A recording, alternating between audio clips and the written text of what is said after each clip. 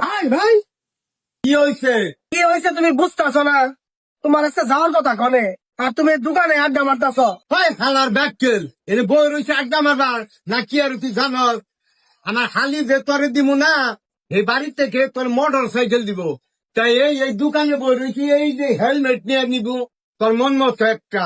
তুমি তো উড়া দুরা চালাইবে, হেলমেট ছাড়া চলন দেবো না। ও এই কথা ভাই, তুমি যে লাগে কইবা। তোর তার চালা আর এই মোটর চাইছি, এই যে নতুন হেলমেট কিনব, এই যে আমার তাওই ওই একটা হেলমেট দে। এই যে একটা হেলমেট আছে। আমাকে তো আসলে রাগেলদার মানুষ ভাই, এই যে পরিশ্রমটা করতেছে সকাল থেকে একটা হেলমেটের নিকে। ভাই কিন্তু আমার খুব ভালোবাসে, না হলে মোটর সাইকেলের কিনার আগে কেউ হেলমেট কিনে?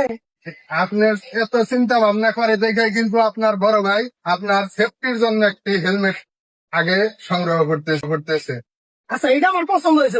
আপনার হালি জানতেন ভাই, আপনার কিন্তু হেলমেটটা বের পছন্দ। আমার হালিটাও যেমন আমার বাড়িটাও তেমন, তাই